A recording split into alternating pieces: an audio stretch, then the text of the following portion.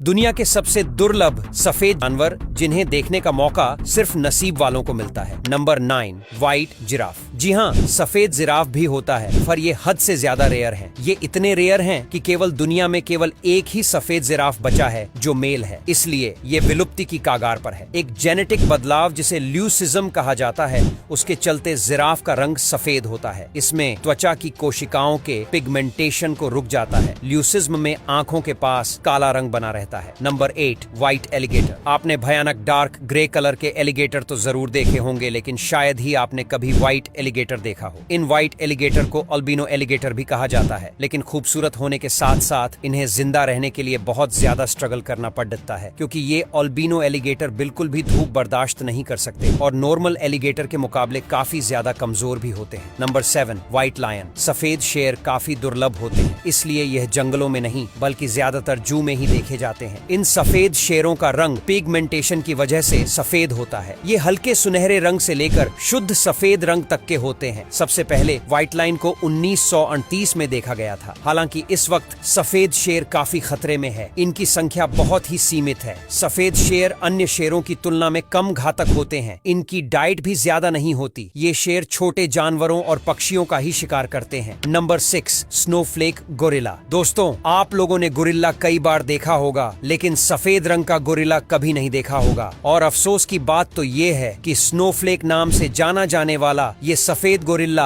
अब विलुप्त हो चुका है और आप अब सफेद गोरिल्ला नहीं देख सकते। स्नोफ्लेक दुनिया का एकलौता व्हाइट गोरिल्ला था, जिसे स्पेन के स्थानीय लोगों के द्वारा पकड़े जाने के बाद उसे बार्सिलोना जू में रखा गया था। वो बीमारी से पीड़ित था, जिसके कारण उसका रंग सफेद हो गया था। Number 5, white crow. क्रो आपने आज तक काले कौवे के बारे में तो बहुत सुना होगा और देखा भी होगा, लेकिन क्या आपने कभी सफेद कौवे के बारे में सुना है? इनको अल्बिनो क्रो भी कहा जाता है। इनके फीचर्स तो नॉर्मल जैसे ही होते हैं, लेकिन रंग सफेद होता है। साथ ही इनके पंजे और पैरों का रंग भी काला ना होकर लाइट पिंक होता है और चोंच भी सफेद ही होती है। ये बाकी कौवों के साथ ही रहते हैं और उनके जैसा ही खाना खाते हैं, बस दिखने में उनसे ज्यादा खूबसूरत दिखाई देते हैं। पर इनको धूप में थोड़ी दिक्कत होती है, जिसकी वजह से ये धूप में काफी कम दिखाई देते हैं और ज्यादातर पालतू होते हैं। Number 4, white elephant. सफेद हाथी को शायद कुछ लोगों ने देखा होगा। कुछ समय पहले तमिलनाडु की सड़कों पर सफेद हाथी को देखा गया था, जिसमें उसको किसी तरह की झांकी में ले जाया जा रहा था। ज्यादातर थाईलैंड में पाए जाने वाले व्हाइट एलिफेंट को वहां के लोग बहुत मानते हैं। उन लोगों का मानना है कि सफेद हाथी प्यूरिटी का प्रतीक है। साथ ही ये लोग सफेद हाथी को पावर और रोल की तरह भी मानते हैं। वहीं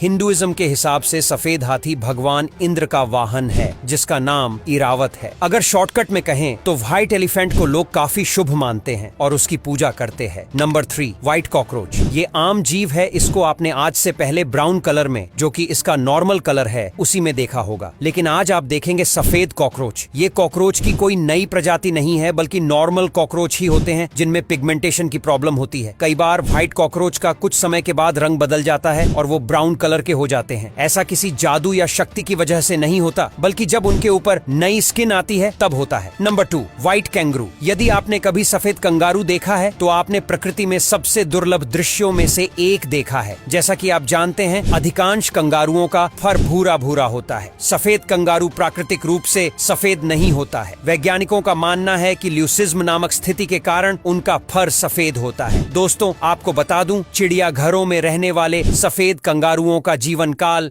जंगल में रहने वाले सफेद कंगारुओं की तुलना में अधिक लंबा होता है। Number 1, white hawk. सफेद रंग का वाज सबसे घास पक्षियों में से एक होता है। ये व्हाइट हॉक पंखों के साथ लगभग 42 से 46 सेंटीमीटर तक लंबा होता है। ये पूरी तरह व्हाइट नहीं होते। इनके पैर येलो और पंखों का आखिरी का हिस्सा ब्लैक या ग्रे कलर का होता है। अब यहाँ तक वीडियो देख ली है तो फिर वीडियो को लाइक और शेयर करना बिल्कुल भी मत भूलना। धन्यवाद।